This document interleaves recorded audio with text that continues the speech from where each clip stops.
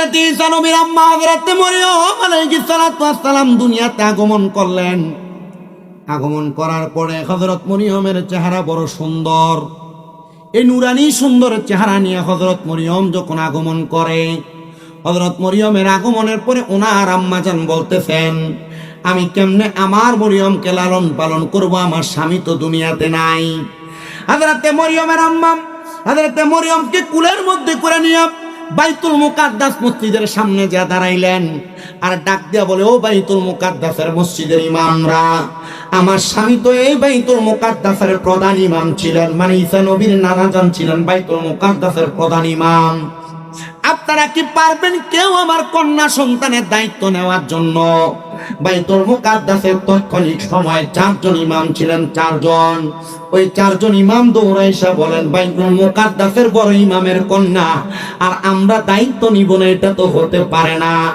আমরা 4 জনই রাজি, আপনি আপনার যার কাছে পছন্দ আপনি তার কাছে আপনার কন্যাকে রাখতে পারেন তার লালন পালন করার জন্য। যেহেতু সে এতিম, তার বাবা নাই, আমি তার দায়িত্ব পালন করব। আমি আপনাদেরকে 3টা হাদিস শোনায় দেই। আল্লাহর নবী বলেন, দুনিয়াতে কোনো মানুষ যদি কোনো এতিমের মাথার মধ্যে হাত বুলিয়ে দেয়, ওই এতিমের মাথার মধ্যে যতগুলা চুল থাকবে আল্লাহ তাআলা ওই ব্যক্তির আমলনামায় ততগুলা নেক সওয়াব দান করবে। 2 নাম্বার, কোন মানুষ যদি কোনো এতিমের খাবারের ব্যবস্থা করে দেয়, আল্লাহ তাআলা কোনোদিন ওই ব্যক্তিকে অভাব অনটন দিবেন না। আর কোন মানুষ যদি কোনো এতিমের ভরণ পোষণের দায়িত্ব নেয়, অথবা কোনো এতিম মহিলাকে বিবাহ করে তার দায়িত্ব নেয়, আল্লাহর হাবিব বলতেছেন, দুনিয়ার মানুষ ওই ব্যক্তির জন্য জান্নাতের মধ্যে আমার আল্লাহ তাআলা উন্নত মানের মেহমানদারির ব্যবস্থা করে রেখেছেন।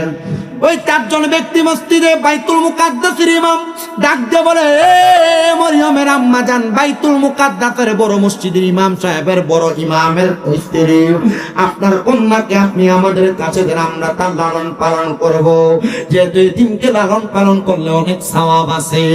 এবার ইনি ডাক দিয়ে বলতেছেন, আমি যদি একজন ইমামের কাছে দেই আরেকজন ইমাম রাগ করবে, আরেকজন ইমামের কাছে দিলে আরেকজন ইমাম রাগ করবে, আরেকজনের কাছে দিলে অন্যজন রাগ করবে।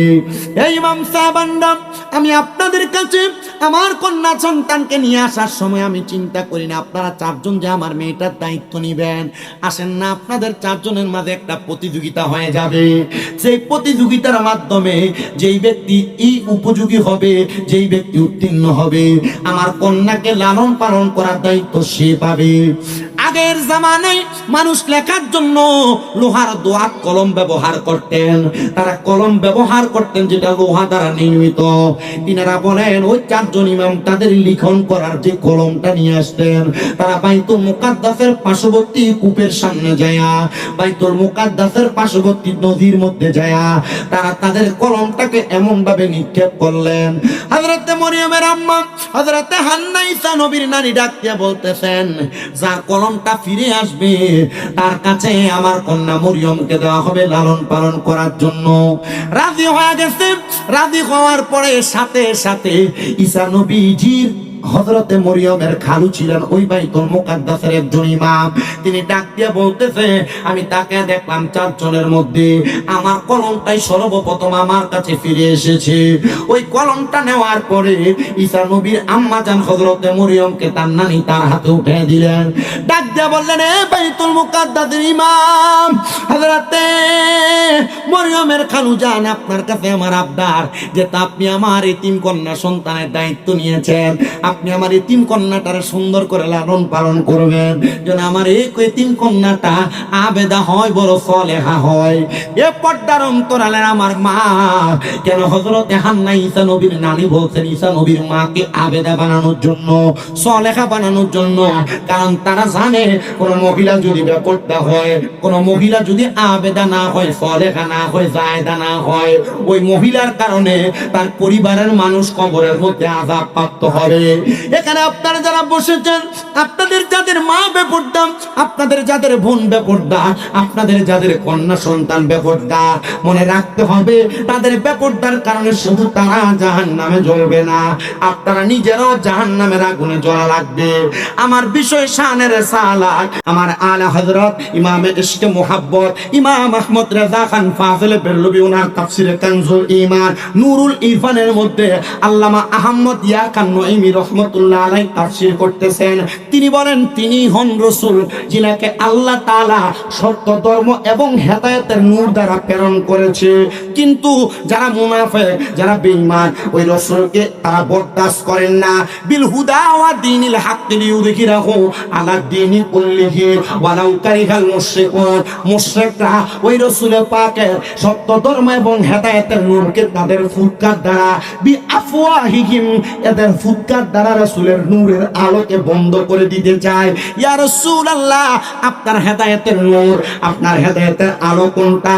আমার রাসূল সাল্লাল্লাহু আলাইহি ওয়াসাল্লামের একটা হাদিস মুবারাকা তিরমিজি শরীফের মধ্যে হযরতে আনাস ইবনে মালিক রাদিয়াল্লাহু তাআলা আনহু থেকে বর্ণিত। তিনি বলতেছেন আমার রাসূল বলেছেন দুইটা জিনিস হলো মুসলমানের জন্য হেদায়েতের নূর। ইয়া রাসূলুল্লাহ, ইয়া হাবিবাল্লাহ, নবী গো, আপনার কাছে জানতে চাই আপনি বলেন কোন দুইটা জিনিস মানুষের জন্য হেদায়েতের নূর? আমার নবী বলেন এক নাম্বার হলো মাল ঈমান, মানুষের ঈমান হলো হেদায়েতের জন্য নূর। দুই নাম্বার হলো কোরআন, দুই নাম্বার হলো ইকরার। এই দুইটা কথা হাদিসের দুইটা অংশের মধ্যে বলা। ঈমান সর্বপ্রথম বাক্য, কোরআন দ্বিতীয়ত বাক্য। আর একটা হাদিসে ইকরাতের কথা, ইকরাত মানে হলো আমার নবীজির বংশধরের কথা। ইয়া রাসূলুল্লাহ, ইয়া হাবিবাল্লাহ, নবী, তাহলে আপনি আমাদেরকে হেদায়েতের নূরের এই তিনটা বিষয়ে অবগত করেন। আল্লাহর হাবিব বলেন অবগত আমি করব না, স্বয়ং আমার আল্লাহ তাআলা জিবরাইলকে পাঠিয়ে দিয়েছেন ঈমান এবং কোরআন আর আমি রাসূলের ইকরাত সম্পর্কে, আমি রাসূলের বংশধর সম্পর্কে বলার জন্য। জোরে জোরে বলেন সুবহানাল্লাহ। এবার আসেন ঈমানের এক নাম্বার ধারাবাহিকতা। আল্লাহ তাআলার প্রিয় হাবিব বলেন আমানতু বিল্লাহি, আল্লাহর প্রতি ঈমান আনা। এ সুন্নি মুসলমান, উত্তর গুরামিতে যে 2 বছর সুন্নি সম্মেলন হয়, আল্লাহর প্রতি ঈমানের বিষয়ে আপনারা কতটুক অবগত আমি জানি না। একবার সাক্ষী দেন আল্লাহ কয়জন? আস্তে বলতেছে, কষ্ট হচ্ছে আপনাদের? সুবিধা হচ্ছে আপনাদের? ওয়াজ বুঝতেছেন আপনারা? আমি জানি আপনাদের এই এলাকাটা, যেহেতু আল্লামা শেখ সিরাজুল ইসলাম সাহেব হুজুর কেবলার এলাকা, বিশেষ করে আপনারা মাহফিলে 2-3 জন ওলামায়ে কেরাম রেখেছেন যিনারা মাদ্রাসার শিক্ষক। এখনের মাহফিলের ওয়াজের মঞ্চগুলা কিন্তু একবারে নাট্যমঞ্চের মতো, ঠিক না? বহুত বক্তারা স্টেজে বসে বসে মা খাদিজা নামাজ পড়ছে না, রোজা রাখছে না, মা খাদিজা পর্দা করছে না, এমন বাজে কথা বলে। বহুত বক্তারা স্টেজের ভিতরে বসে বসে কত সুন্দর বলতেছে যে আমার রাসূল সাল্লাল্লাহু আলাইহি সাল্লাম দুনিয়ার জমিনের ভিতরে সত্য ধর্ম যে প্রচার করছেন, আল্লাহ তাআলা সর্বশক্তিমান, এই কথা বিশ্বাস করা যাবে? এটা কুফরি আকীদা না? এমন কুফরি মন্তব্যগুলা করে করে ইসলামটার একবার ধূলিসাৎ করার চেষ্টা করতেছে। কিন্তু মৌলবী বুঝতেছে না ইসলামকে সে যত ধূলিসাৎ করার চেষ্টা করবে, কাফের মুশরিকরা এর চাইতে বেশি চেষ্টা করছে, পারেনি। কথা বলেন না, ঠিক কি না? যেহেতু আপনারা ওলামায়ে কেরামকে প্রাধান্য দিয়ে জান্নাতের বাগান সাজিয়েছেন, আমি চেষ্টা করব আপনাদের কাছে ওলামায়ে কেরামের পক্ষ থেকে যে বাণী আল্লাহর কোরআন রাসূলের পাকের হাদিস থেকে আমাদের কাছে এসেছে, আমরা সেগুলো প্রচার করার জন্য। আর আমি এত দেরি করব না, যে দেরি করার কারণে তাবারুকা সিন্নি ঠান্ডা হয়ে যাবে। আপনারা একটু কষ্ট করে বসবেন, আমি আপনাদের কাছে বয়ান করব। আমি ঈমানের বিষয়ে আগে আপনাদেরকে এলান করছি। 1 নাম্বার আমানতু বিল্লাহ, কার প্রতি ঈমান? এত আস্তে কর। তো সে আল্লাহ কতজন? 1 নাম্বার ঈমান, সে আল্লাহ ছাড়া কাউকে সেজদা করা যাবে। 2 নাম্বার ঈমান, সে আল্লাহ ছাড়া কারোর কাছে চাওয়া যাবে। 3 নাম্বার ঈমান,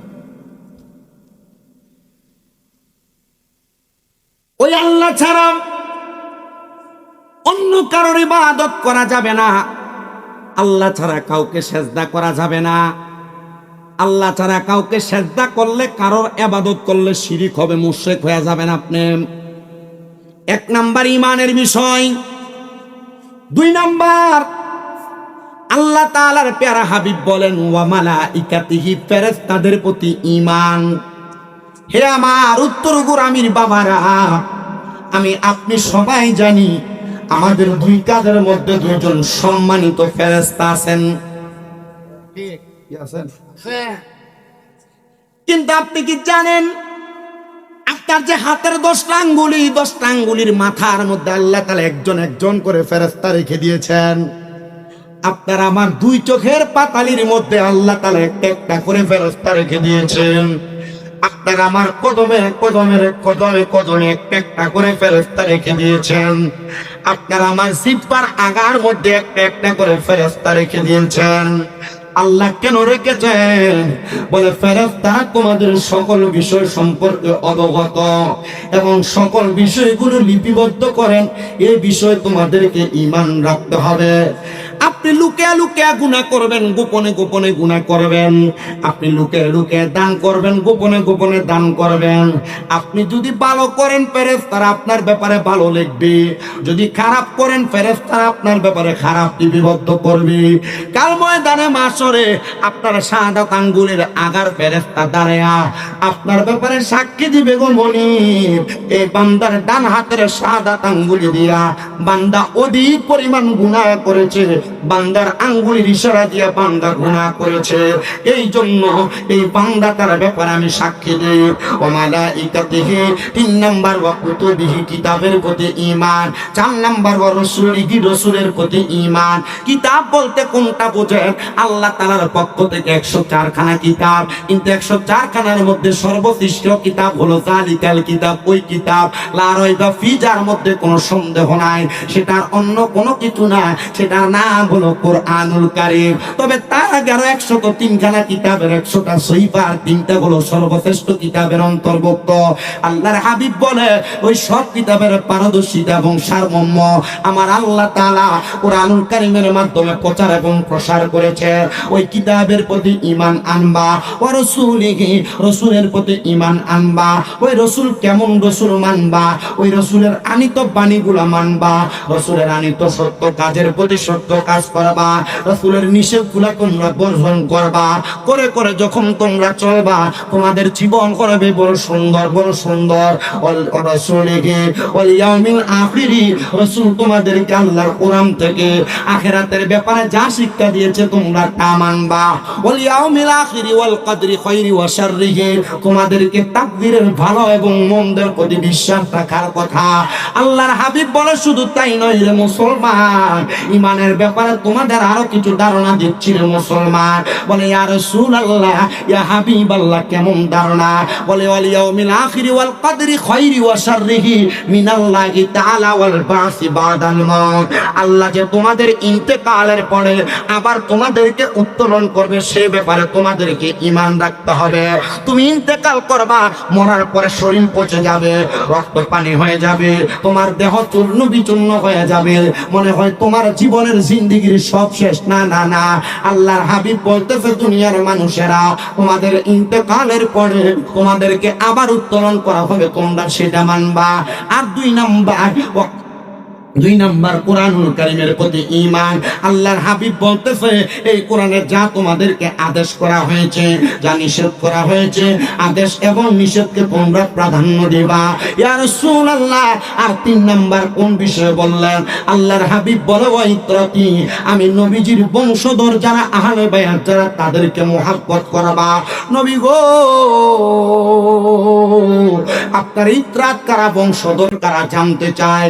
আমার নবী বলেন আমার ইত্রাত হলো হযরতে খাতুনে জান্নাত ফাতেমাতুজ জাহরা, আমার ইত্রাত হলো হযরতে আলী কাররামাল্লাহু ওয়াজহু, আমার ইত্রাত হলো হযরত ইমাম হাসান ইবনে আলী রাদিয়াল্লাহু তাআলা আনহু, আমার ইত্রাত হলো হযরত ইমাম হুসাইন ইবনে আলী রাদিয়াল্লাহু তাআলা আনহু। আর আমি নবী, এই 5 জন হলো আমি নবীর ইত্রাতের অন্তর্ভুক্ত। ওগো নবী, আপনার রিসালাতের ব্যাপারে আমাদেরকে দুনিয়াতে ভুল ধারণা দেওয়া হয়। আপনি নবী কেমন করে রিসালাতের বাণী প্রচার করেছেন? আমার নবী বলেন উম্মতে মুহাম্মদীরা, আমি নবীর রিসালাতের ব্যাপারে তোমরা আমার কাছে নয়, পয়গম্বর হযরতে ঈসা আলাইহিস সালাতু ওয়াস সালামের কাছে জিজ্ঞাসিত করো।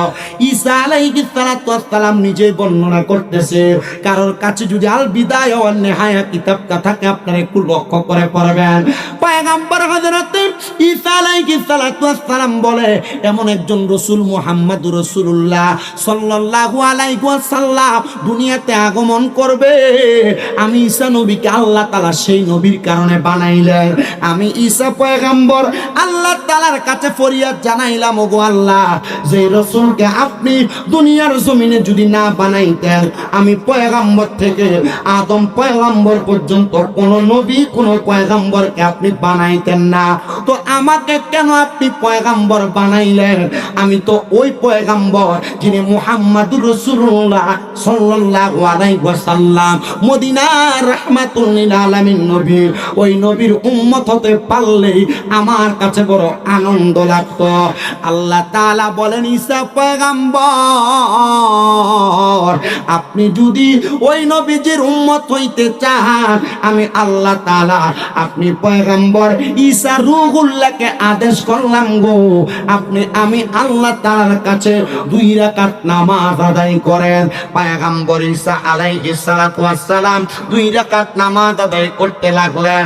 2 রাকাত নামাজ আদায় করে আল্লাহ তাআলার দরবারে দোয়া করতে লাগলেন।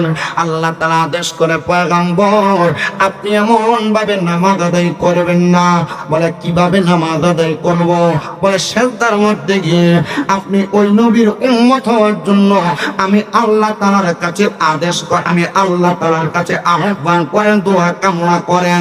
পয়গম্বর হযরত ঈসা আলাইহিস সালাতু ওয়াস সালাম বলে আমি সিজদার মধ্যে গেলাম, সুবহান রাব্বিয়াল আলা বললাম, একবার, দুইবার, তিনবার পড়ার পরে সুবহান রাব্বিয়াল আলার পরবর্তী সময়ে আল্লাহর কাছে বলতে লাগলাম, গো আল্লাহ, আপনি আমাকে আখিরি নবী মুহাম্মদ মুস্তাফা সাল্লাল্লাহু আলাইহি ওয়াসাল্লাম নবীর উম্মত হিসেবে দুনিয়াতে কবুল করেন। আমার আল্লাহ তাআলা এমন ভাবে পয়গম্বর ঈসা নবীকে কবুল করে নিয়েছেন।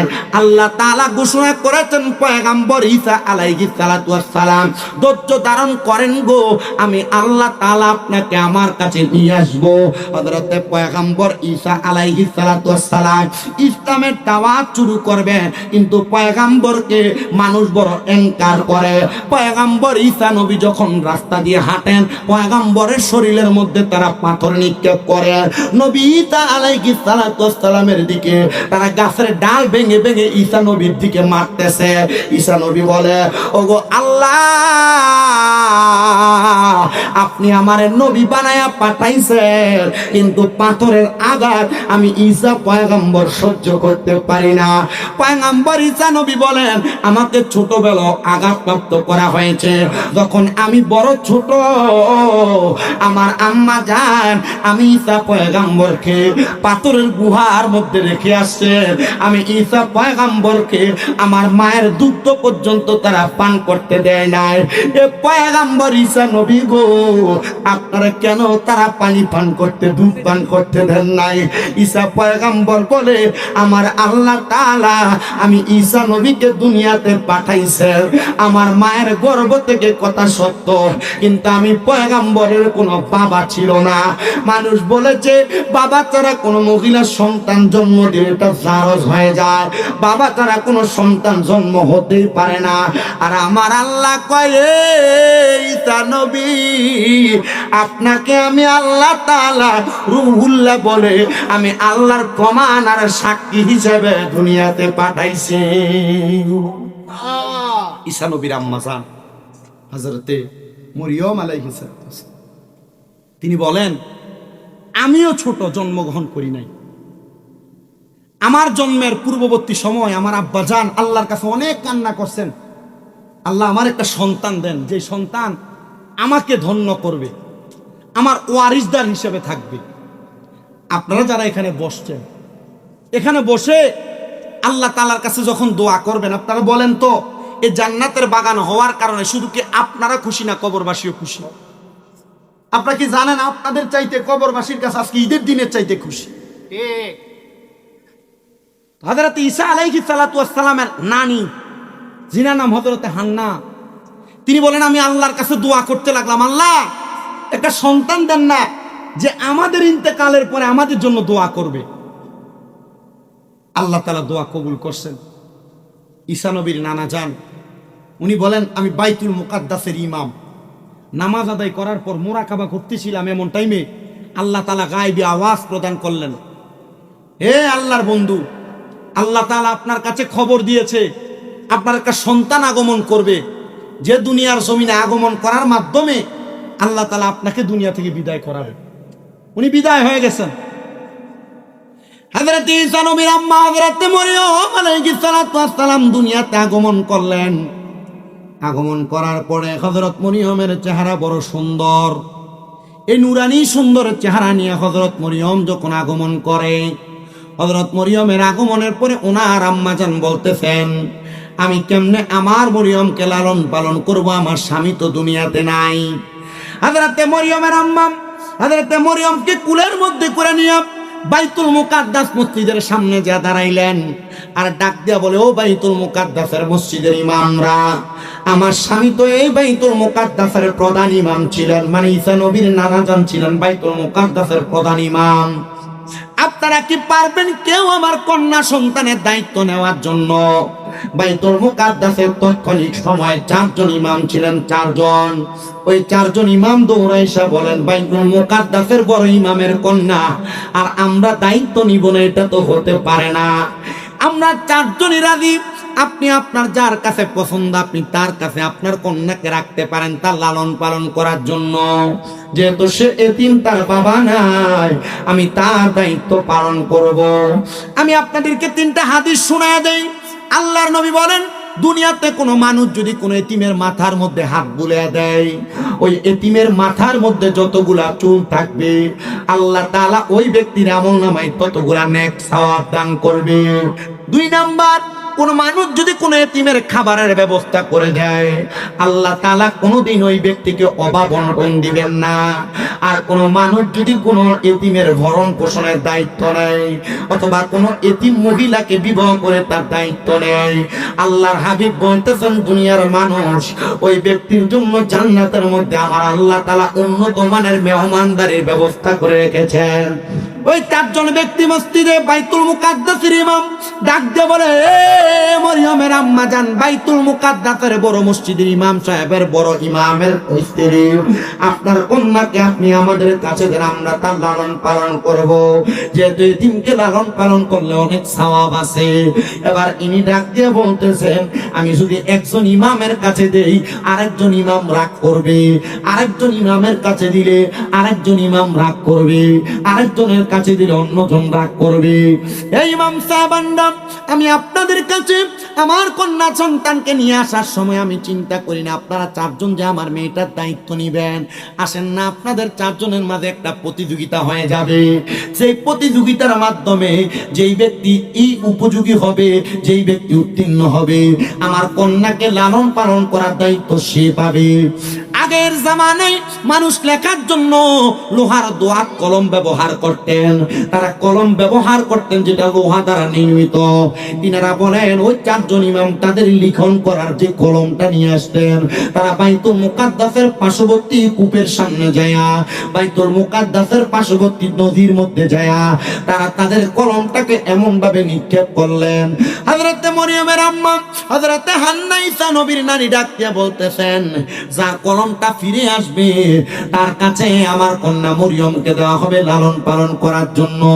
রাজি হয়ে গেছে।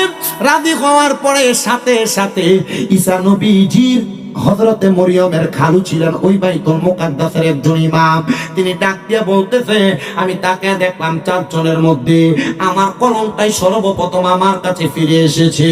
ওই কলমটা নেওয়ার পরে ঈসা নবীর আম্মা জান হযরতে মরিয়মকে তার নানি তার হাতে উঠে দিলেন। ডাক দিয়ে বললেন, এ বাইতুল মুকাদ্দাসের ইমাম হযরতে মরিয়মের খালু জান, আপনার কাছে আমার আবদার, যে আপনি আমার এতিম কন্যা সন্তানের দায়িত্ব নিয়েছেন, আপনি আমার এতিম কন্যাটারে সুন্দর করে লালন পালন করবেন, যেন আমার এই এতিম কন্যাটা আবেদা হয়, বড় সলেহা হয়। এ পর্দার অন্তরালের আমার মা, কেন হযরতে হান্না ঈসা নবীর নানি বলছেন ঈসা নবীর মাকে আবেদা বানানোর জন্য, সলেহা বানানোর জন্য। কারণ তারা জানে কোন মহিলা যদি বেপর্দা হয়, কোন মহিলা যদি আবেদা না হয়, সলেহা না হয়, জায়েদা না হয়, ওই মহিলার কারণে তার পরিবারের মানুষ কবরের মধ্যে আযাব প্রাপ্ত হবে। এখানে আপনারা যারা বসেছেন, আপনাদের যাদের মা বেপরদা, আপনাদের যাদের বোন বেপরদা, আপনাদের যাদের কন্যা সন্তান বেপরদা, মনে রাখতে হবে তাদের বেপরদার কারণে শুধু তারা জাহান্নামে জ্বলবে না, আপনারা নিজেরাও জাহান্নামের আগুনে জ্বলা লাগবে। আমার বিষয় শানের সালাত, নবীদের রাসূলদের শান বর্ণনা করা, কিন্তু আমি আমার ওয়াদের ধারাবাহিকতায় আপনাদেরকে বিভিন্ন বিষয় টাচ করে করে যাচ্ছি। এটার কারণ হলো আপনারা বিভিন্ন বিষয় জানার পর আপনারা একটু আগ্রহবান হবে।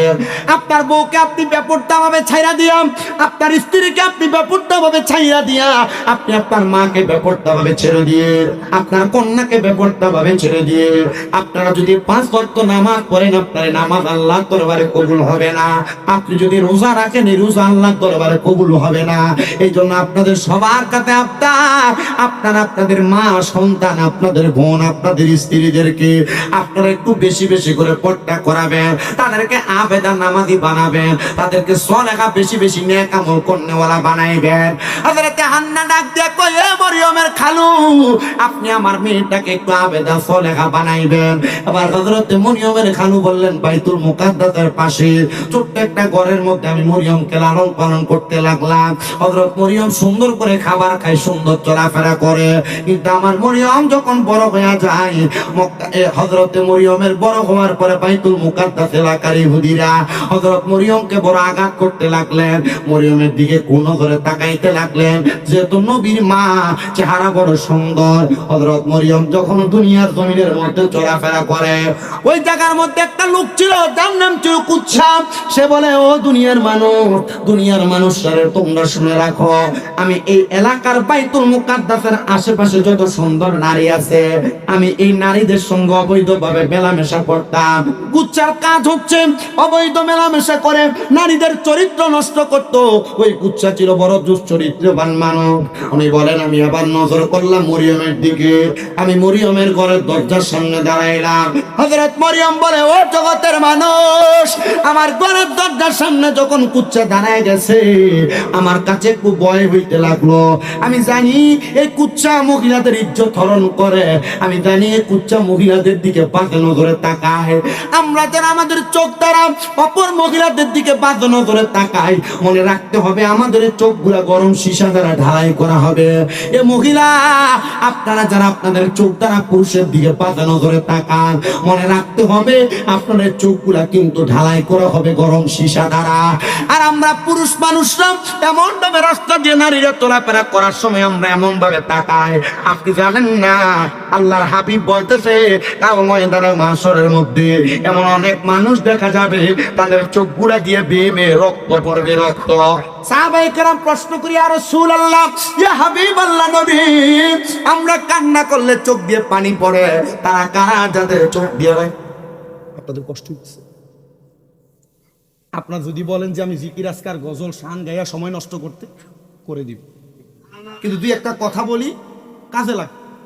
আমি ঈসা নবীর আম্মা জানের এই ঘটনার মাধ্যমে আপনাদেরকে পর্দার ব্যাপারে টাচ দিচ্ছি, আপনাদেরকে নিজের চরিত্রের ব্যাপারে টাচ দিচ্ছি, ইমানের ব্যাপারে টাচ দিলাম। এগুলা কেন দিচ্ছি জানেন? আমার ওয়াজ একের ভিতরে সব, কথা কি বুঝতে পারতেছেন? একের ভিতর সব। মাহফিল কমিটির সাবজেক্টও থাকবে, বিভিন্ন কিছু বিষয় যে আপনাদেরকে শিখা যাবে। ওয়াজ মাহফিল যে পরিমাণ হয় হবিগঞ্জে, আমার মনে হয় এই ওয়াজ মাহফিলের দ্বারা যদি মানুষ হেদায়াত যদি পরিপূর্ণ পাইতো, তাহলে হবিগঞ্জে এক একজন আল্লাহর ওলি হয়ে যায়। কথা কয় না কেন? না, আপনারা এক একজন ওলির নামে বলি হয়ে বসেন, মাহফিলের সভাপতি, সেক্রেটারি, মসজিদের সভাপতি, সেক্রেটারি বানায় বয়ে থাকে সুদ করার ওষুধ। আজকে জান্নাতের বাগানে বসছেন, কিন্তু আপনারা আপনাদের মা বাবার মন কষ্ট দিয়েছেন।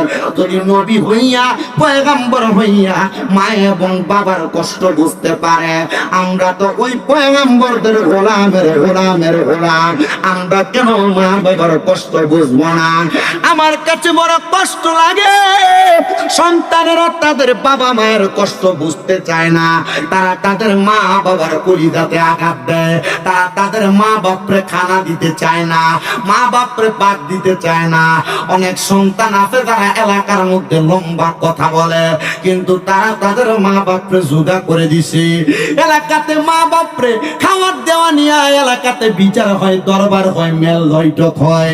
এর সন্তান কেউ যদি এমন থাকো মা বাপরে বাদ দেও না, স্বামী দাদার মা ফিরে আসতো, যা যা যা চইলা যা, তোর মতো শ্রোতার আমার দরকার নাই। কারণ মা বাবার মনে কষ্ট দিয়া কোন খোদারে খুশি করার জন্য ওয়াজে আনছো, ওই খোদা তো তোমার প্রতি খুশি হবে না। আরে অনেক সন্তানেরা জান্নাতের বাগান মাহফিলে বসছে, যাদের বাবা কবরে, তারা তাদের বাবার আদর পায় না। ওই আব্বা জান বড় কষ্ট করে সন্তানটারে মানুষের মতো মানুষ বানাইছে। ওই আব্বা রোদের মধ্যে পুইরা, মেঘের মধ্যে ভিজা, উঠোয়া উঠোয়া খেতে খামারে কাজ কইরা, রক্তরে পানি বানায়া তুমি সন্তানকে মানুষ করছি। আজকে ওই বাবা কবরের বাসিন্দা, এ সন্তান ওই বাবা যে কবরে শুয়া রইছে, ওই বাবার কবরের অবস্থা তুমি জানো না। আব্বা সিরা লুঙ্গিরা পড়তো, তুমি সন্তানদের নতুন জামা কাপড় কিনা দিত। এখন আব্বা কবরে কেমন আছে জানো না। ঈদের দিন চলে যায়, বাবার একটা 500 টাকা দিয়ে কিনা লুঙ্গি পরাইতে পারো না বাবা কবরে। ভালোবাসি তোমার বাবা, বুকটা যে যাইছি রে, তোমার কথা হৃদয় মাঝে পড়ছে বারে বারে। বাবা তুমি কেমন আছো ছোট মাটির ঘরে, তোমার কথা হৃদয় মাঝে পড়ছে বারে বারে। বাবা গো ও বাবা, বাবা গো ও বাবা, বাবা গো ও বাবা, বাবা গো ও বাবা। দরজাটা খুলতে খেয়ে যাই ধোকা, বাবা বুঝি বলছে এলে নাকি খোকা। বুকের ভিতরটা নড়ে চড়ে ওঠে, সবাই আছে শুধু বাবা নেই, শুধু বাবা নেই। আগে কোনো অন্যায় করলে বাবা ধমক দিয়ে রাস্তা থেকে নিয়ে যাইতো, এখন অন্যায় করার পরে কাউরে পাওয়া যায় না। কেউ যদি 10 জন জোড়া রাস্তাতে মারামারি করে কেউ ডাক দেয় না। আগে ধমক দিয়া বাবা বাড়িতে নিয়ে যাইতো, এখন বাবা কবরে। এ সন্তান আমি জানি না কোন সন্তান জানি মাহফিলে বসছো, মা বাপরে ভাত দাও না। ও সন্তান চিন্তা করে দেখছুনি, মা তোমার 10 মাস 10 দিন 2-3 কেজি ওজনের বাচ্চাটা গর্বে কেমনে ধরে রাখছি। মা জননীরে দুনিয়ার আলো দেখার জন্য যখন তুমি বের হইবা, মায়ের কলিজাতে এমন সন্তান আছো, ঠাস ঠাস করে 2টা লাথি দিয়া দুনিয়াতে আসছো। এখন মা বালা করে দাঁড়াইতে পারে না, বসতে পারে না, মা কবরে। আমি জানি না রে কোন সন্তান জানি তারা এমন মারে বাপ দেয় না।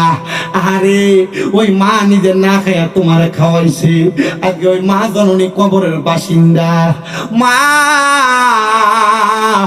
সকালবেলা পান্তা ভাত গুলা খাইছে না, রাইকা দিছে আমার সন্তান রৌদ্র থেকে বন্ধ থেকে আইবে, আমার সন্তানে ভাত রাখে তার কলিজাটা ঠান্ডা হইব।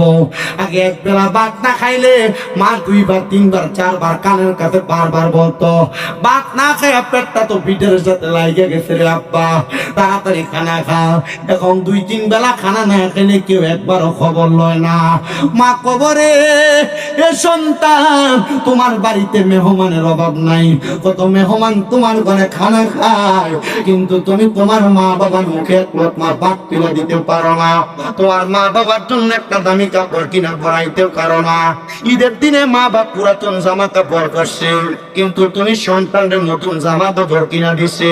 আপনার মার যদি জিগাইতাম আপনারা দিন নতুন জামা কাপড় কিনেন নাই, মা বাপ তো এখন আর আমরা ঈদের বয়স নাই, কিন্তু মা বাপ অভাবের কারণে নিজে কিনে নেয়, এটা বলতো না। আরে এরাই তো মা, এরাই তো আব্বা।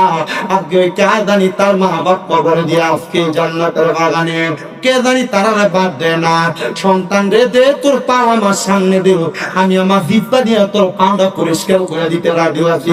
ওয়াদা করে দিই এখান থেকে বাড়িতে যে মা বাবার পা ধরে মাফ চাইবি।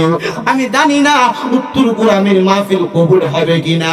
তবে একটা কথা বলতে পারি, আগামীকালকে যদি দেখো চা দোকানে বসা কোন বুড়া বাবা বলতেছে, হ্যাঁ স্বামীন দাদার ওয়াজ শুনে আমার ফুটে আমার পায়ে ধরে মাপ চাইছে, মনে করবা মাহফিল কবুল হয়ে গেছে।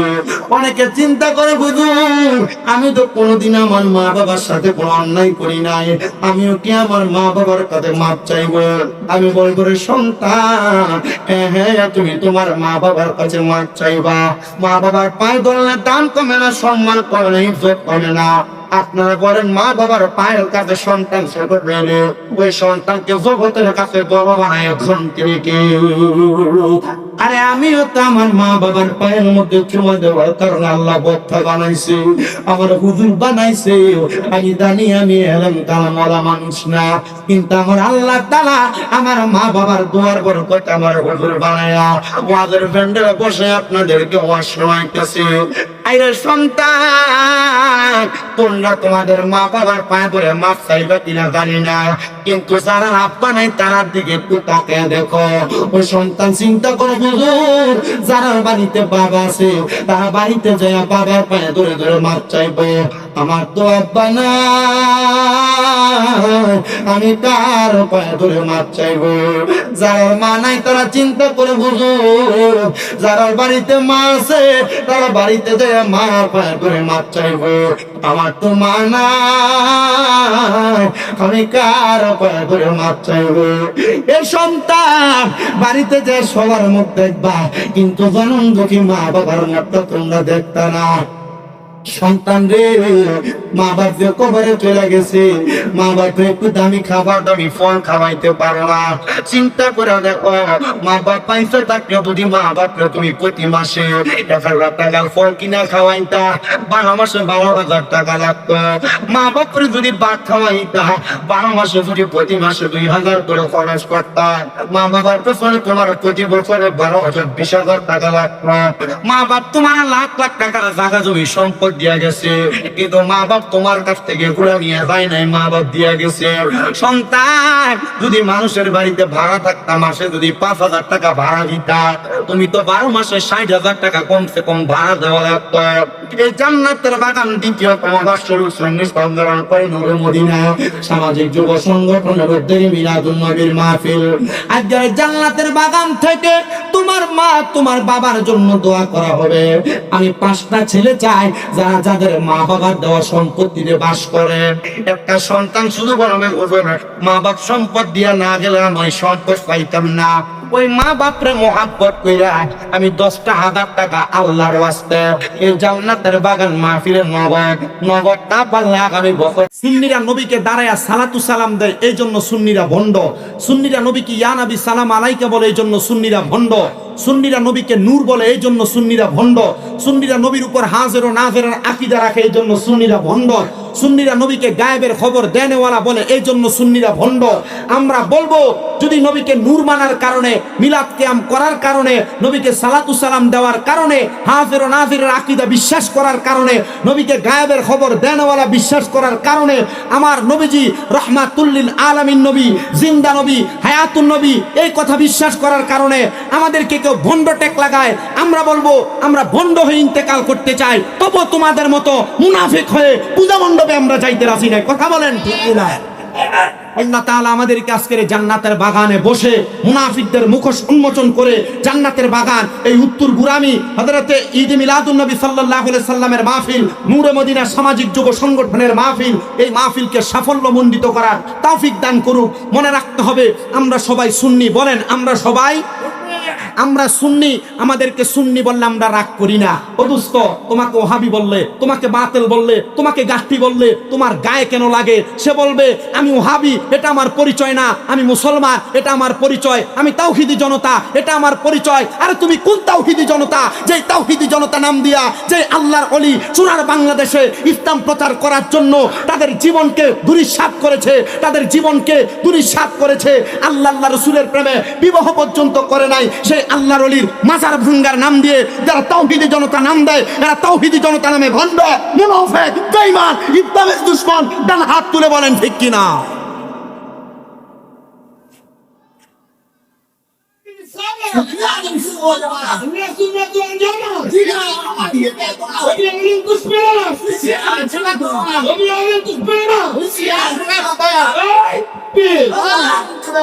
তারা নাম দিয়েছে তাওহীদি জনতা, কিন্তু তাদের শরীরে পাঞ্জাবি ঠিক, তাদের মাথায় পাগড়ি ঠিক, তাদের শরীরের ভিতরে সুন্দর মুখে দাড়ি ঠিক, কিন্তু তাওহীদি জনতা নাম দেওয়ার পরে মুখে দাড়ি আর পাঞ্জাবি পাগড়ি লাগায়া তোমরা যে মাজার ভাঙতেছো, কিন্তু তোমাদের দলেরই এক গ্রুপ দুর্গা পূজা মণ্ডপে যায় কত সুন্দর করে উৎসব পালন করে, পূজার কীর্তন গায়, তোমরা তার বিরুদ্ধে বলো না। আবার তার বিরুদ্ধে যদি কোনো সুন্নি আলেম কথা বলে তোমরা তাকে ভণ্ড বলে উপাধি দাও। তার মানে বোঝা যায় ভণ্ড সুন্নিরা না, ভণ্ড তোমরা, যারা তোমাদের গায়ের উপরে দুধের লেবেল লাগাইয়া বিক্রি করে তোমাদেরকে হরকা হিসেবে প্রমাণ করো। তুমি হাত তুলে বলেন ঠিক না বেঠে? আমরা যারা সুন্নি জনতা দাবি করি আমাদেরকে এক বিষয় সতর্ক থাকতে হবে। আমরা জানি সুন্নিদের ইবাদত কম, সুন্নিদের আমল কম, তবে সুন্নিদের ইমানের পাওয়ার বড় শক্ত। আমরা বিশ্বাস করি এই দুনিয়ার জমিনের মধ্যে আমল, আখলাক, নামাজ, রোজা, হজ, যাকাত, দান সৎকার মাধ্যমে আমলের পাল্লা ভারী করা যায়, কিন্তু ইমানের মধ্যে বিন্দু পরিমাণ দুর্বলতা থাকলে সেই ইমান নিয়ে কবরে গেলে রহমতের নবী এই চেহারার দিকে তাকাবে না। আমরা বিশ্বাস করি আমাদের অল্প আমল আমাদের নাজাতের জন্য যথেষ্ট হবে, কারণ আমরা সুন্নি নবী প্রেমিক। কথা বলেন ঠিক কিনা? এই জন্য সুন্নি বললে রাগ করা যাবে না, সুন্নি বললে মনে বেজার হওয়া যাবে না, সুন্নি বললে অন্তরে কষ্ট নেওয়া যাবে না, কারণ সুন্নি এই কারণে নবীকে ভালোবাসে, সুন্নি এই কারণে নবীর শান এবং আজমতের কথা বলি। কথা বলেন না ঠিক কিনা? আমি আপনাদেরকে সুন্নি যারা, সুন্নিদের নবীর প্রেমের অল্প একটু কথা বলে আমি বিদায় নিব। অল্প কথায় আমি অধিক পরিমাণ বোঝানোর চেষ্টা করব। আপনারা যদি বুঝেন এবং বসেন তাহলে আমি আমার বয়ান করতে পারবো।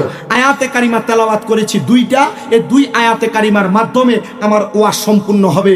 আমার আলোচনা শুরু করার আগে আরেকবার মোহাব্বতে ওই নবীর উপর দুরূদ শরীফ পড়েন। সালাতুন ইয়া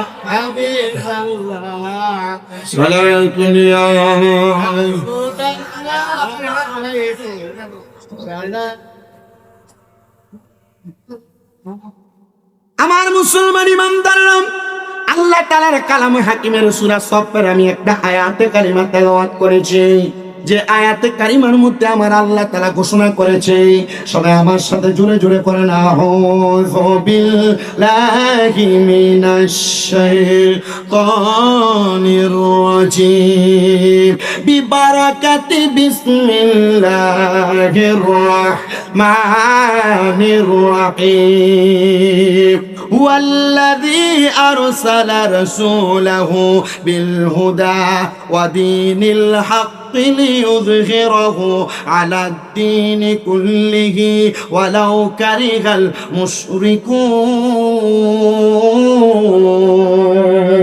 المشركون জবান খুলে উচ্চ কণ্ঠে জোরে জোরে পড়েন আল্লাহু আকবার। আয়াতে কারিমার তাফসীর বড় সুন্দর। আমার আলা হযরত ইমামে ইশকে মুহাব্বত ইমাম আহমদ রেজা খান ফাজিল বেরলভী ওনার তাফসীরে কানজুল ঈমান নূরুল ইরফানের মধ্যে আল্লামা আহমদ ইয়া খান নঈমি রাহমাতুল্লাহ আলাইহি তাফসীর করতেছেন। তিনি বলেন তিনি হন রাসূল যিনাকে আল্লাহ তাআলা সত্য ধর্ম এবং হেদায়েতের নূর দ্বারা প্রেরণ করেছে, কিন্তু যারা মুনাফিক, যারা বেঈমান, ওই রাসূলকে তারা বরদাস্ত করেন না। বিল হুদা ওয়া দীনিল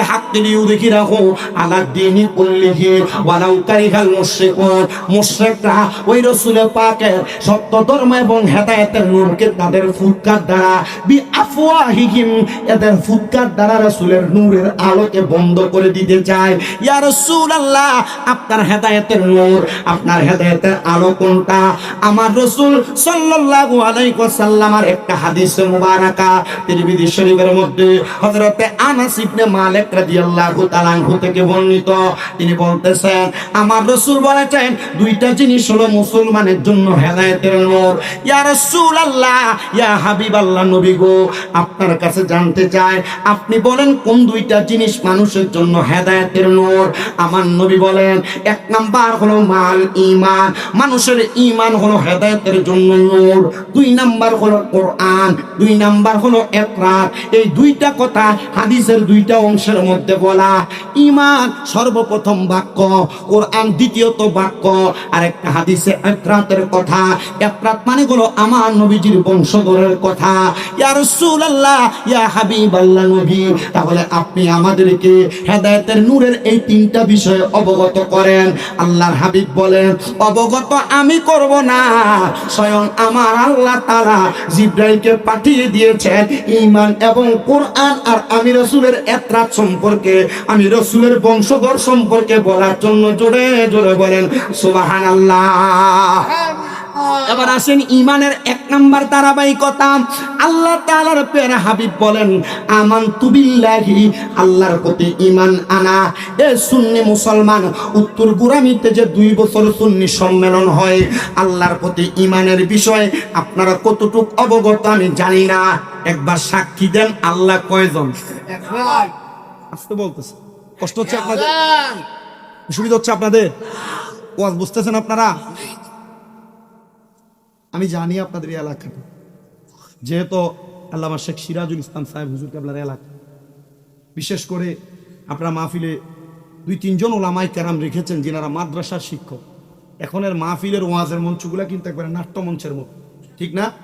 বহুত বক্তারা স্টেজে বসে বসে মা খাদিজা নামাজ পড়ছে না, রোজা রাখছে না, মা খাদিজা পর্দা করছে না, এমন বাজে কথা বলে। বহুত বক্তারা স্টেজের ভিতরে বসে বসে কত সুন্দর বলতেছে যে আমার রাসূল সাল্লাল্লাহু আলাইহি সাল্লাম দুনিয়ার জমিনের ভিতরে সত্য ধর্ম যে প্রচার করছেন, আল্লাহ তাআলা সর্বশক্তিমান, এই কথা বিশ্বাস করা যাবে। এটা কুফরি আকীদা না? এমন কুফরি মন্তব্যগুলা করে করে ইসলামটার একবার ধূলিসাৎ করার চেষ্টা করতেছে, কিন্তু মৌলবী বুঝতেছে না ইসলামকে সে যত ধূলিসাৎ করার চেষ্টা করবে, কাফের মুশরিকেরা এর চাইতে বেশি চেষ্টা করছে, পারেনি। কথা বলেন না, ঠিক কি না? যেহেতু আপনারা ওলামায়ে কেরামকে প্রাধান্য দিয়ে জান্নাতের বাগান সাজিয়েছেন, আমি চেষ্টা করব আপনাদের কাছে ওলামায়ে কেরামের পক্ষ থেকে যে বাণী আল্লাহর কোরআন রাসূলের পাকের হাদিস থেকে আমাদের কাছে এসেছে, আমরা সেগুলো প্রচার করার জন্য। আর আমি এত দেরি করব না, যে দেরি করার কারণে তাবারুকা সিন্নি ঠান্ডা হয়ে যাবে। আপনারা একটু কষ্ট করে বসবেন, আমি আপনাদের কাছে বয়ান করব। আমি ঈমানের বিষয়ে আগে আপনাদেরকে এলান করছি। 1 নাম্বার, আমানতু বিল্লাহ। কার প্রতি ঈমান? এটা তো আস্তে কম। তো সে আল্লাহ কতজন? 1 নাম্বার ঈমান, সে আল্লাহ ছাড়া কাউকে সেজদা করা যাবে। 2 নাম্বার ঈমান, সে আল্লাহ ছাড়া কারোর কাছে চাওয়া যাবে। 3 নাম্বার ঈমান, ওই আল্লাহ ছাড়া অন্য কারোর ইবাদত করা যাবে না, আল্লাহ ছাড়া কাউকে সেজদা করা যাবে না। আল্লাহ ছাড়া কাউকে সেজদা করলে, কারোর ইবাদত করলে শিরিক হবে, মুশরিক হয়ে যাবেন আপনি। 1 নাম্বার ঈমানের বিষয়। 2 নাম্বার, আল্লাহ তাআলার প্যারা হাবিব বলেন, ওয়া মালাইকাতিহি, ফেরেশতাদের প্রতি ঈমান। হে আমার উত্তর গোরামির বাবারা, আমি আপনি সবাই জানি আমাদের 2 কাঁধের মধ্যে 2 জন সম্মানিত ফেরেশতা আছেন, ঠিক আছেন? কিন্তু আপনি কি জানেন আপনার যে হাতের 10টা আঙ্গুলি, 10টা আঙ্গুলির মাথার মধ্যে আল্লাহ তাআলা একজন একজন করে ফেরেশতা রেখে দিয়েছেন। আপনার আমার 2 চোখের পাতালির মধ্যে আল্লাহ তাআলা একটা একটা করে ফেরেশতা রেখে দিয়েছেন। আপনার আমার কদমের কদমের কদমে কদমে একটা একটা করে ফেরেশতা রেখে দিয়েছেন। আপনার আমার জিহ্বার আগার মধ্যে একটা একটা করে ফেরেশতা রেখে দিয়েছেন। আল্লাহ কেন রেখেছেন? বলে ফেরেশতারা তোমাদের সকল বিষয় সম্পর্কে অবগত এবং সকল বিষয়গুলো লিপিবদ্ধ করেন। এই বিষয়ে তোমাদেরকে ঈমান রাখতে হবে। আপনি লুকিয়ে লুকিয়ে গুনাহ করবেন, গোপনে গোপনে গুনাহ করবেন। আপনি লুকিয়ে লুকিয়ে দান করবেন, গোপনে গোপনে দান করবেন। আপনি যদি ভালো করেন, ফেরেশতারা আপনার ব্যাপারে ভালো লিখবে। যদি খারাপ করেন, ফেরেশতারা আপনার ব্যাপারে খারাপ লিপিবদ্ধ করবে। কাল ময়দানে মাশরে আপনার শাহাদাত আঙ্গুলের আগার ফেরেশতা দাঁড়ায়া আপনার ব্যাপারে সাক্ষী দিবে, গো মনিব, এই বান্দার ডান হাতের শাহাদাত আঙ্গুলি দিয়া বান্দা অধিক পরিমাণ গুনাহ করেছে, বান্দার আঙ্গুলের ইশারা দিয়ে বান্দা গুনাহ করেছে, এই জন্য এই বান্দাটার ব্যাপারে আমি সাক্ষী দিই। ও মালাইকাতিহি, 3 নাম্বার ওয়া কুতুবিহি, কিতাবের প্রতি ঈমান। 4 নাম্বার ওয়া রাসূলিহি, রাসূলের প্রতি ঈমান। কিতাব বলতে কোনটা বোঝেন? আল্লাহ তাআলার পক্ষ থেকে 104 খানা কিতাব, কিন্তু 104 খানার মধ্যে সর্বশ্রেষ্ঠ কিতাব হলো যালিকাল কিতাব, ওই কিতাব লা রাইবা ফি, যার মধ্যে কোনো সন্দেহ নাই, সেটার অন্য কোনো কিছু না, সেটার নাম হলো কোরআনুল কারীম। তবে তার আগে আরো 103 খানা কিতাবের 100টা সহিফা, 3টা হলো সর্বশ্রেষ্ঠ কিতাবের অন্তর্ভুক্ত। আল্লাহর হাবিব বলে ওই সব কিতাবের পারদর্শিতা এবং সারমর্ম আমার আল্লাহ তাআলা কোরআনুল কারীমের মাধ্যমে প্রচার এবং প্রসার করেছে।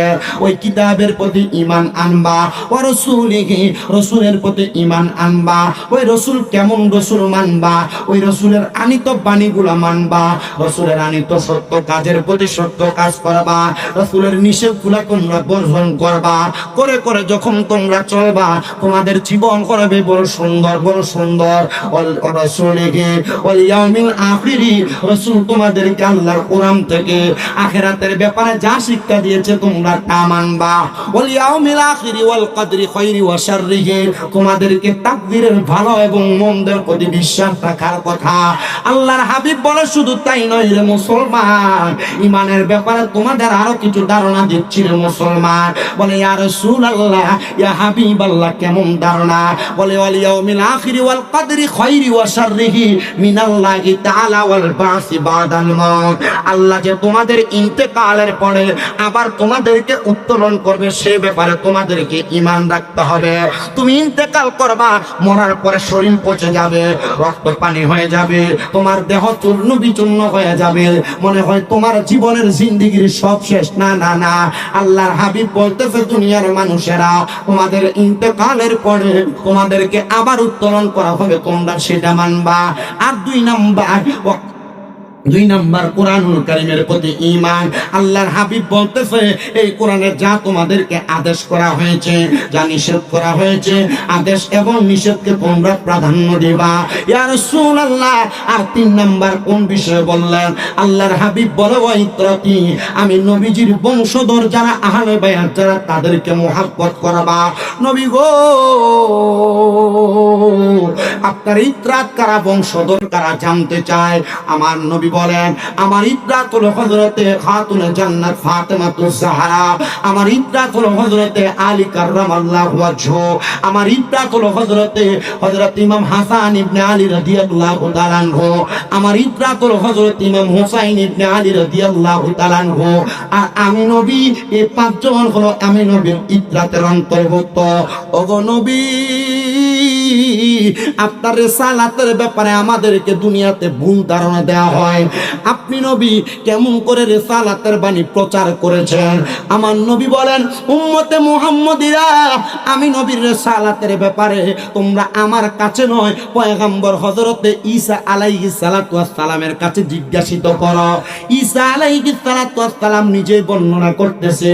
কারোর কাছে যদি আল বিদায়া ওয়ান নিহায়া কিতাবটা থাকে, আপনারা একটু লক্ষ্য করে পড়বেন। পয়গম্বর হযরত ঈসা আলাইহিস সালাতু ওয়াস সালাম বলে এমন একজন রাসূল মুহাম্মদুর রাসূলুল্লাহ সাল্লাল্লাহু আলাইহি ওয়াসাল্লাম দুনিয়াতে আগমন করবে। আমি ঈসা নবীকে আল্লাহ তাআলা সেই নবীর কারণে বানাইলেন। আমি ঈসা পয়গম্বর আল্লাহ তাআলার কাছে ফরিয়াদ জানাইলাম, ওগো আল্লাহ, যে রাসূলকে আপনি দুনিয়ার জমিনে যদি না বানাইতেন, আমি পয়গম্বর থেকে আদম পয়গম্বর পর্যন্ত কোন নবী কোন পয়গম্বরকে আপনি বানাইতেন না, তো আমাকে কেন আপনি পয়গম্বর বানাইলেন? আমি তো ওই পয়গম্বর যিনি মুহাম্মাদুর রাসূলুল্লাহ সাল্লাল্লাহু আলাইহি ওয়াসাল্লাম, মদিনার রাহমাতুল লিল আলামিন নবী, ওই নবীর উম্মত হতে পারলেই আমার কাছে বড় আনন্দ লাগতো। আল্লাহ তাআলা বলেন ঈসা পয়গম্বর, আপনি যদি ওই নবীজির উম্মত হইতে চান, আমি আল্লাহ তাআলা আপনি পয়গম্বর ঈসা রূহুল্লাহকে আদেশ করলাম গো, আপনি আমি আল্লাহ তাআলার কাছে 2 রাকাত নামাজ আদায় করেন। পয়গম্বর ঈসা আলাইহিস সালাতু ওয়াস সালাম 2 রাকাত নামাজ আদায় করতে লাগলেন। 2 রাকাত নামাজ আদায় করে আল্লাহ তাআলার দরবারে দোয়া করতে লাগলেন। আল্লাহ তাআলা আদেশ করে, পয়গম্বর আপনি এমন ভাবে নামাজ আদায় করবেন না। বলে কিভাবে নামাজ আদায় করব? বলে সিজদার মধ্যে গিয়ে আপনি ওই নবীর উম্মত হওয়ার জন্য আমি আল্লাহ তাআলার কাছে আদেশ করেন, আমি আল্লাহ তাআলার কাছে আহ্বান করেন, দোয়া কামনা করেন। পয়গম্বর হযরত ঈসা আলাইহিস সালাতু ওয়াস সালাম বলে, আমি সিজদার মধ্যে গেলাম, সুবহান রাব্বিয়াল আলা পড়লাম, একবার, দুইবার, তিনবার পড়ার পরে সুবহান রাব্বিয়াল আলার পরবর্তী সময়ে আল্লাহর কাছে বলতে লাগলাম, গো আল্লাহ আপনি আমাকে আখিরি নবী মুহাম্মদ মুস্তাফা সাল্লাল্লাহু আলাইহি ওয়াসাল্লাম নবীর উম্মত হিসেবে দুনিয়াতে কবুল করেন। আমার আল্লাহ তাআলা এমন ভাবে পয়গম্বর ঈসা নবীকে কবুল করে নিয়েছেন। আল্লাহ তাআলা ঘোষণা করেছেন, পয়গম্বর ঈসা আলাইহিস সালাতু ওয়াস সালাম ধৈর্য ধারণ করেন গো, আমি আল্লাহ তাআলা আপনাকে আমার কাছে নিয়ে আসবো। হযরতে পয়গম্বর ঈসা আলাইহিস সালাতু ওয়াস সালাম ইসলামের দাওয়াত শুরু করবেন, কিন্তু পয়গম্বরকে মানুষ বড় ইনকার করে। পয়গম্বর ঈসা নবী যখন রাস্তা দিয়ে হাঁটেন, পয়গম্বরের শরীরের মধ্যে তারা পাথর নিক্ষেপ করে। নবী ঈসা আলাইহিস সালাতু ওয়াস সালামের দিকে তারা গাছের ডাল ভেঙে ভেঙে ঈসা নবীর দিকে মারতেছে। ঈসা নবী বলে, ওগো আল্লাহ আপনি আমারে নবী বানায়া পাঠাইছেন, কিন্তু পাথরের আঘাত আমি ঈসা পয়গম্বর সহ্য করতে পারি না। পয়গম্বর ঈসা নবী বলেন, আমাকে ছোটবেলা আঘাতপ্রাপ্ত করা হয়েছে, যখন আমি বড় ছোট আমার আম্মা জান আমি ঈসা পয়গম্বরকে পাথরের গুহার মধ্যে রেখে আসছে। আমি ঈসা পয়গম্বরকে আমার মায়ের দুধ পর্যন্ত তারা পান করতে দেয় নাই। এ পয়গম্বর ঈসা নবী গো, আপনারা কেন তারা পানি পান করতে, দুধ পান করতে দেন নাই? ঈসা পয়গম্বর বলে, আমার আল্লাহ তাআলা আমি ঈসা নবীকে দুনিয়াতে পাঠাইছে, আমার মায়ের গর্ভ থেকে কথা সত্য, কিন্তু আমি পয়গম্বরের কোনো বাবা ছিল না। মানুষ বলেছে বাবা ছাড়া কোনো মহিলার সন্তান জন্ম দিলে এটা জারজ হয়ে যায়, বাবা ছাড়া কোনো সন্তান জন্ম হতেই পারে না। আর আমার আল্লাহ কয়, ঈসা নবী আপনাকে আমি আল্লাহ তাআলা রূহুল্লাহ বলে আমি আল্লাহর প্রমাণ আর সাক্ষী হিসেবে দুনিয়াতে পাঠাইছি। ঈসা নবীর আম্মা জান হযরতে মরিয়ম আলাইহিস সালাম তিনি বলেন, আমিও ছোট, জন্মগ্রহণ করি নাই। আমার জন্মের পূর্ববর্তী সময় আমার আব্বা জান আল্লাহর কাছে অনেক কান্না করছেন, আল্লাহ আমার একটা সন্তান দেন, যে সন্তান আমাকে ধন্য করবে, আমার ওয়ারিসদার হিসেবে থাকবে। আপনারা যারা এখানে বসছেন, এখানে বসে আল্লাহ তাআলার কাছে যখন দোয়া করবেন, আপনারা বলেন তো এই জান্নাতের বাগান হওয়ার কারণে শুধু কি আপনারা খুশি না কবরবাসীও খুশি? আপনারা কি জানেন আপনাদের চাইতে কবরবাসীর কাছে আজকে ঈদের দিনের চাইতে খুশি? ঠিক। হযরত ঈসা আলাইহিস সালাতু ওয়াস সালামের নানি, যিনার নাম হযরতে হান্না, তিনি বলেন, আমি আল্লাহর কাছে দোয়া করতে লাগলাম, আল্লাহ একটা সন্তান দেন না যে আমাদের ইন্তেকালের পরে আমাদের জন্য দোয়া করবে। আল্লাহ তাআলা দোয়া কবুল করছেন। ঈসা নবীর নানা যান, উনি বলেন, আমি বাইতুল মুকাদ্দাসের ইমাম, নামাজ আদায় করার পর মুরাকাবা করতেছিলাম, এমন টাইমে আল্লাহ তাআলা গায়বী আওয়াজ প্রদান করলেন, হে আল্লাহর বন্ধু, আল্লাহ তাআলা আপনার কাছে খবর দিয়েছে আপনার একটা সন্তান আগমন করবে, যে দুনিয়ার জমিনে আগমন করার মাধ্যমে আল্লাহ তাআলা আপনাকে দুনিয়া থেকে বিদায় করাবে। উনি বিদায় হয়ে গেছেন। হযরত ঈসা নবীর আম্মা হযরত মরিয়ম আলাইহিস সালাতু ওয়াস সালাম দুনিয়াতে আগমন করলেন। আগমন করার পরে হযরত মরিয়মের চেহারা বড় সুন্দর। এই নুরানি সুন্দর চেহারা নিয়ে হযরত মরিয়ম যখন আগমন করে, হযরত মরিয়মের আগমনের পরে ওনার আম্মা জান বলতেছেন, আমি কেমনে আমার মরিয়মকে লালন পালন করব, আমার স্বামী তো দুনিয়াতে নাই।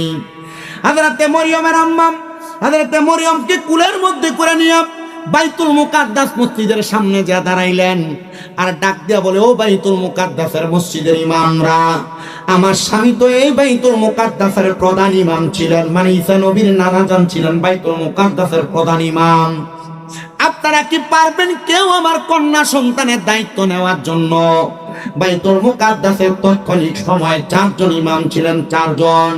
ওই 4 জন ইমাম দৌড়াইসা বলেন, বাইতুল মুকাদ্দাসের বড় ইমামের কন্যা আর আমরা দায়িত্ব নিব না, এটা তো হতে পারে না। আমরা 4 জনই রাজি, আপনি আপনার যার কাছে পছন্দ আপনি তার কাছে আপনার কন্যাকে রাখতে পারেন তার লালন পালন করার জন্য। যেহেতু সে এতিম, তার বাবা নাই, আমি তার দায়িত্ব পালন করব। আমি আপনাদেরকে 3টা হাদিস শোনায় দেই। আল্লাহর নবী বলেন, দুনিয়াতে কোনো মানুষ যদি কোনো এতিমের মাথার মধ্যে হাত বুলিয়ে দেয়, ওই এতিমের মাথার মধ্যে যতগুলা চুল থাকবে আল্লাহ তাআলা ওই ব্যক্তির আমলনামায় ততগুলা নেক সওয়াব দান করবে। 2 নাম্বার, কোন মানুষ যদি কোনো এতিমের খাবারের ব্যবস্থা করে দেয়, আল্লাহ তাআলা কোনোদিন ওই ব্যক্তিকে অভাব অনটন দিবেন না। আর কোন মানুষ যদি কোনো এতিমের ভরণ পোষণের দায়িত্ব নেয় অথবা কোনো এতিম মহিলাকে বিবাহ করে তার দায়িত্ব নেয়, আল্লাহর হাবিব বলতেছেন, দুনিয়ার মানুষ ওই ব্যক্তির জন্য জান্নাতের মধ্যে আমার আল্লাহ তাআলা উন্নত মানের মেহমানদারির ব্যবস্থা করে রেখেছেন। ওই 4 জন ব্যক্তি মসজিদে বাইতুল মুকাদ্দাসের ইমাম ডাক দিয়ে বলে, এ মরিয়মের আম্মা জান, বাইতুল মুকাদ্দাসের বড় মসজিদের ইমাম সাহেবের বড় ইমামের স্ত্রী, আপনার কন্যাকে আপনি আমাদের কাছে দেন, আমরা তার লালন পালন করব। যেহেতু এতিমকে লালন পালন করলে অনেক সওয়াব আছে। এবার ইনি ডাক দিয়ে বলতেছেন, আমি যদি একজন ইমামের কাছে দেই আরেকজন ইমাম রাগ করবে, আরেকজন ইমামের কাছে দিলে আরেকজন ইমাম রাগ করবে, আরেকজনের কাছে দিলে অন্যজন রাগ করবে। এই ইমাম সাহেবান্ডা, আমি আপনাদের কাছে আমার কন্যা সন্তানকে নিয়ে আসার সময় আমি চিন্তা করি না আপনারা 4 জন যে আমার মেয়েটার দায়িত্ব নিবেন। আসেন না, আপনাদের 4 জনের মাঝে একটা প্রতিযোগিতা হয়ে যাবে। সেই প্রতিযোগিতার মাধ্যমে যেই ব্যক্তি উপযোগী হবে, যেই ব্যক্তি উত্তীর্ণ হবে, আমার কন্যাকে লালন পালন করার দায়িত্ব সে পাবে। আগের জামানায় মানুষ লেখার জন্য লোহার দোয়াত কলম ব্যবহার করতেন। তারা কলম ব্যবহার করতেন যেটা লোহা দ্বারা নির্মিত। তিনারা বলেন, ওই 4 জন ইমাম তাদের লিখন করার যে কলমটা নিয়ে আসতেন, তারা বাইতুল মুকাদ্দাসের পার্শ্ববর্তী কূপের সামনে যায়া, বাইতুল মুকাদ্দাসের পার্শ্ববর্তী নদীর মধ্যে যায়া তারা তাদের কলমটাকে এমন ভাবে নিক্ষেপ করলেন। হযরতে মরিয়মের আম্মা হযরতে হান্না ঈসা নবীর নারী ডাক দিয়ে বলতেছেন, যার কলমটা ফিরে আসবে তার কাছে আমার কন্যা মরিয়মকে দেওয়া হবে লালন পালন করার জন্য। রাজি হয়ে গেছে। রাজি হওয়ার পরে সাথে সাথে ঈসা নবীজির হযরতে মরিয়মের খালু ছিলেন ওই বাইতুল মুকাদ্দাসের একজন ইমাম। তিনি ডাক দিয়ে বলতেছে, আমি তাকে দেখলাম 4 জনের মধ্যে আমার কলমটাই সর্বপ্রথম আমার কাছে ফিরে এসেছে। ওই কলমটা নেওয়ার পরে ঈসা নবীর আম্মা জান হযরতে মরিয়মকে তার নানি তার হাতে উঠে দিলেন।